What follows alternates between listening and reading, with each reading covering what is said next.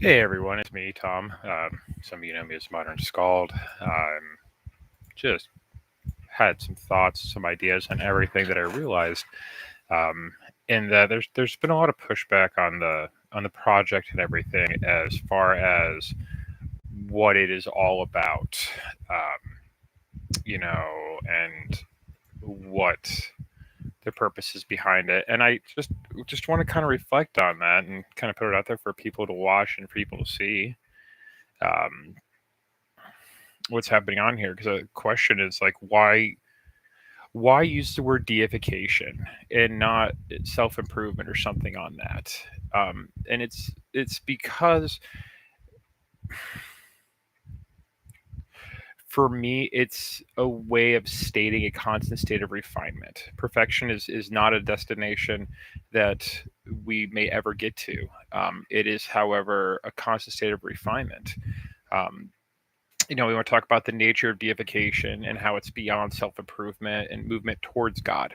Um, I had a thought that a lot of people were upset by this, and the idea that it is trying to replace the all, whatever you call the all, with ourselves is absolutely not it. And this is something that you find reflected in every religion, in every esoteric tradition, in every bit of psychology, philosophy, even science um, reflects this. You know, um, Christ, Christ Himself um, stated, um, "Be perfect, even as your Father in heaven is perfect." Matthew chapter 5 verse 48. That is hypothesis. That is to the point of what I'm saying here. The Buddha talks about this as well, and how we need to awaken and become the awakened one, not merely better than we were before, but to become transformed beyond self. You find this reflected in Hinduism. The soul itself is already the divine spark, destined to realize its unity with the all. And this is something I can't stress enough for people, is that it's not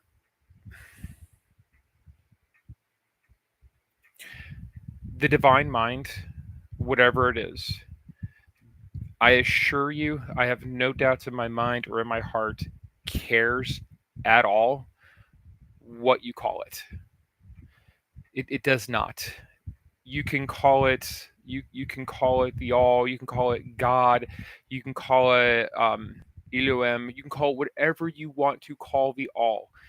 But a universal thing that we find across all traditions, all faiths, all possible means of understanding human existence, it all comes down to there is some singularity, some final point that exists, that is the genesis for everything, and everything is part of that. And that is what this is about. It is about recognizing that we are all part of God, and God is part of all of us. And it's realizing that to truly move back to our genesis, to move closer to God, as it were, this is part of the process here. We are not trying to replace God. We are trying to get as close to God as we possibly can to return home. Um, everything is reflective. The idea of that which is below is like that which is above. It's the base idea behind that is that man is a microcosm designed to reflect the macrocosm. This is what they talk about in Christianity, I believe, when they talk about how we were all made in God's image. Is we are reflective of what God. Okay, that is the divine spark. That is the soul. Um, even Jewish, mysticism with Kabbalah. It's all about the soul climbing the Sephiroth back to union with Ein Sof, the infinite. Again, it's the same concept. It's just a different name, and that's where this all goes and everything. Um, I one of the questions I got was why the fixation on deification? Why not just stop at personal growth, at self improvement, at becoming a better human being? It isn't flat out, isn't this arrogant? Isn't this futile to speak of becoming divine? And I feel the question itself is not only fair, it's a sacred and fair question. Doubt is not the enemy of assent, but its guardian. It forces the it forces us to ask, am I chasing illusion or answering design? The truth is this: self improvement is good, but it is incomplete. It strengthens the walls of the house, but it will never reveal that the house sits inside a vast cathedral. This seeks better living. This seeks higher being. The difference is not in effort, but in scope. There's a difference between that I need to discuss here between betterment and transcendence. Self improvement is the work of health, thought, and ethics. It's just stronger body, sharper minds, better emotional control, functional morality. But I would argue that even at its peak, self improvement often ends in functionalism, a life optimized for survival, but it's still tethered to the scale of mortality. This project, deification before through education, begins where self improvement ends. I'm just asking, what if the goal is not simply to live better, but to live eternally in alignment with truth? What if the soul is not merely a servant of God, but a seed of God? What if our purpose is not obedience, but apotheosis? It screams across the traditions. It makes sense. And I'm not going to lie, mortality has been a crucible of this ascent, as a lot of you know in recent weeks. Um, some news has come up where I'm forced to face my mortality with greater clarity than ever before. Not as an abstract truth, but as a looming reality. My my time itself is finite.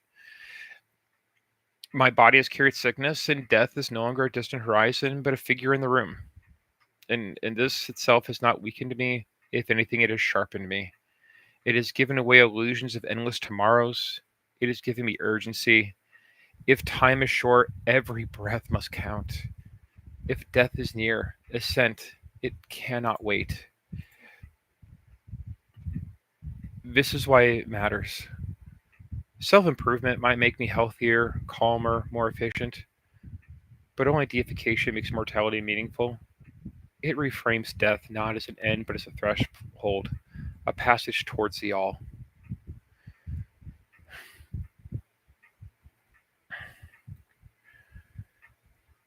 And I would argue that we also find this in both in psychology and philosophical. It has resonance there.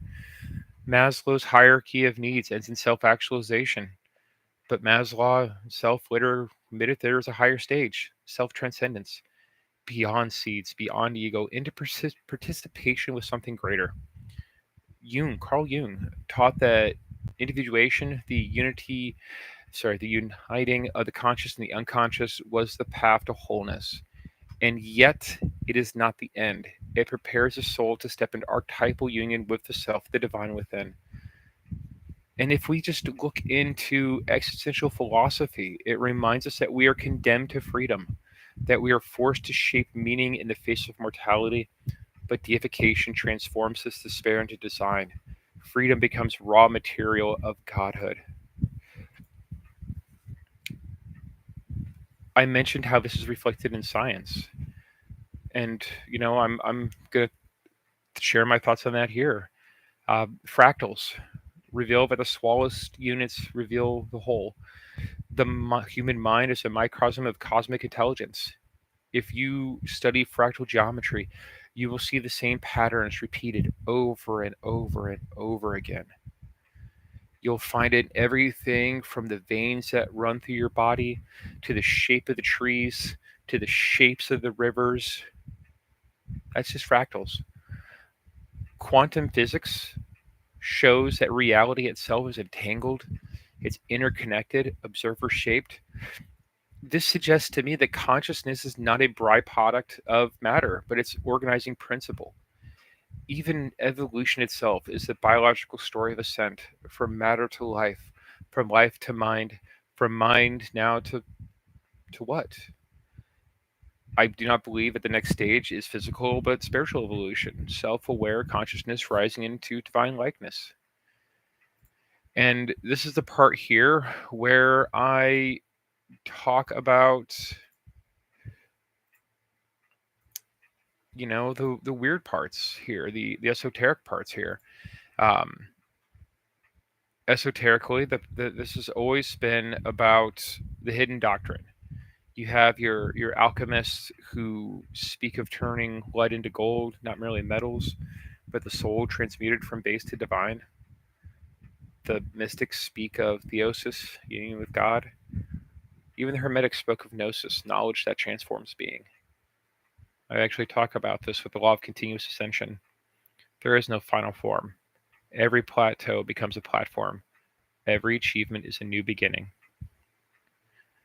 And I guess this is why I frame the work not just as philosophy, but not just as spirituality, but as education itself.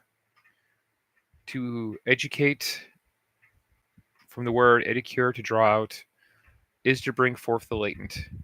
Deification through education is a process of drawing out the divine already seated in each of us. It is not worship as subjugation, but worship as transformation.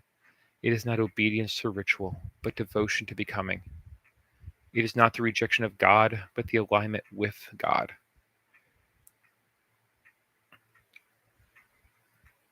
And so I would leave us at this point with just a closing reflection.